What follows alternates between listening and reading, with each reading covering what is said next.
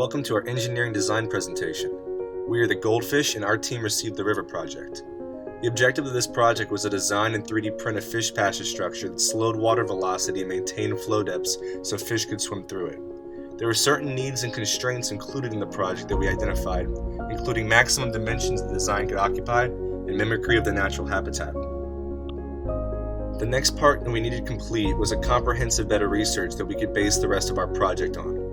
Our group spent the first couple of weeks gathering information on flow rate, water velocity, and examples of real-life designs related to the project we were assigned. We collected a number of articles related to these topics, many of which directly addressed the issue of fish migration upstream and overcoming velocity barriers. Among these, research conducted by Dr. Paige Puckett on the rock cross vein seemed promising. The rock cross vein is essentially a series of shallow dams used to prevent erosion and influence water flow. It held promise at first, but restrictions of size and applicability to our project, and we had to keep looking. Other articles written by Alex Harrow and S.E. Rogers proved particularly useful, as they both detailed the use of fish ladders to allow fish to traverse upstream, as well as reduce water velocity. This marked the end of our research, and we were ready to plan our design. We knew that our device would have to meet the dimensional requirements, which were 9.6 centimeters high, 20 centimeters long, and 7.6 centimeters wide, have at least one opening of 1.3 centimeters, and meet a preferred downstream water depth of 8 centimeters. Because we need to have an opening, we can't build a simple block or slope. We would have to build something more complex. Water shouldn't flow over the device, but should flow through it instead. To meet a water depth of 8 centimeters while maintaining the flow rate, we would have to decrease the water's velocity. This could be done by creating a structure with a lot of surface area, and surface area can be maximized by introducing obstacles in the way of flowing water, or by forcing flowing water to slow by changing its direction. After researching, we came upon the idea of mimicking a fish ladder. Our device would contain several pools of water and walls that flowing water needs to pass. The pools would allow for fish to swim upstream, and the walls would decrease the water velocity. Our first prototype consisted of 8 steps for the water to fall down, with walls in the center to divert flow. We decided that for our next prototype, the walls should be higher and should extend all the way to one side of the device. We also needed to raise the height of the device itself to accommodate for the hook, which attaches it to a flume so that water can run through it. On our first test day, we brought in our 2 models to see how much we could improve our design. Turns out that we misinterpreted the instructions for how the model should attach, and our design did not fit into the test flume. It was too small, and we didn't have a bar for the hook to attach to. While in the lab, we took photos of the attachment hook and brainstormed an idea of how we could change our design. We decided that adding a bar underneath the staircase would be the best way to have it attach. Later that day, we redesigned the model in our CAD program and set time to print it out. In order to print it for free, we had to print it in 3 different parts and glue them together, which was not an issue. After printing and assembling, we went back to the test lab and put our model in, and it worked very well.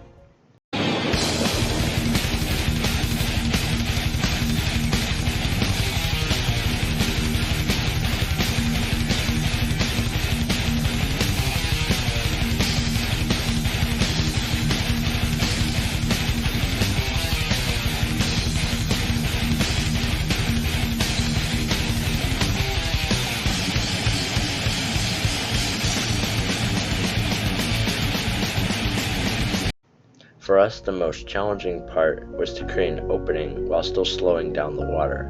The directions were not very clear on what the opening had to look like, so we decided to leave half of our staircase open for water to flow freely and fish to still be able to swim up the ladder.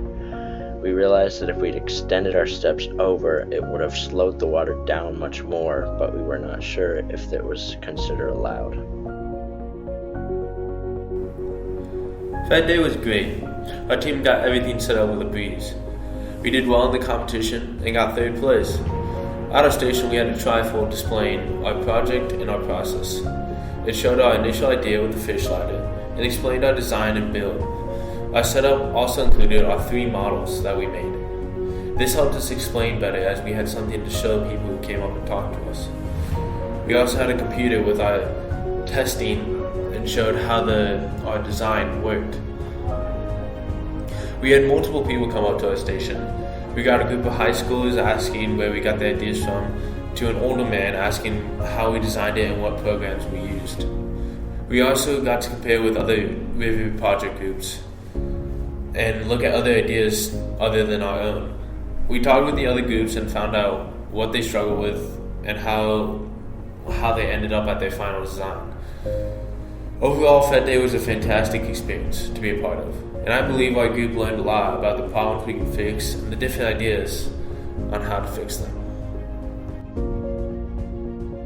If given the opportunity to try the river project again, we would have liked to test more extensively to provide better results for moving forward. With more testing, we could have achieved a perfected version of our design, which would have alleviated some of the problems we had encountered during our final test.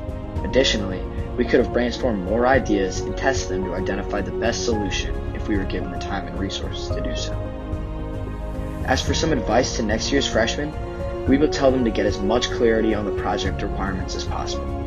Our group's main issues involve the ambiguous nature of the problem and the unavailability of the testing lab. However, all in all, we recommend asking questions as they come up and staying in constant contact with your E101 professor and any contacts given to you by them.